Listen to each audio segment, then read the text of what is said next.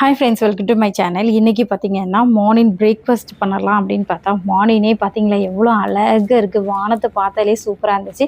So இன்றைக்கி என்ன breakfast பண்ணலான்னா டீ, நம்ம இட்லியோ இல்லை தோசையோ வச்சுட்டு ஒரு சட்னி தான் பார்க்க போகிறோம். பொட்டுக்கடலை வச்சு எங்கள் அம்மா அடிக்கடி எங்கள் வீட்டில் வந்து அடிக்கடி பொட்டுக்கடலை சட்னி வைப்போம். ஸோ அதுதான் இந்த மார்னிங் பார்த்தீங்கன்னா எவ்வளோ பீஸ்ஃபுல்லான ஒரு மார்னிங்காக இருந்துச்சு. சட்னி வாங்க நம்ம தேங்காய், பொட்டுக்கடலை, ஒரு துண்டு பல்லு வந்து பூண்டு, ஒரு துண்டு இஞ்சி, பச்சை மிளகா இவ்வளோத்தையும் போட்டு நல்லா நைஸாக அரைக்க போகிறேன். அரைச்சிட்டு அரைக்க போகிறேன்.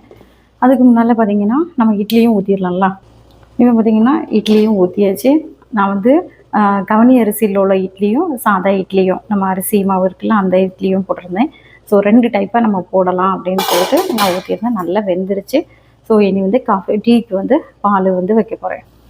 இப்போ பார்த்திங்கன்னா இட்லிக்கு நல்லா அரைச்சிட்டு வந்தாச்சு. நம்ம தேங்காய் பொட்டுக்கடலை தேங்காய் சட்னி. ஸோ இதை வந்து என்ன பண்ணால் கட்டியாக தான் வைக்கிறோம். இனி தாளித்து இதில் ஊற்ற போகிறேன். அவ்வளோதான்.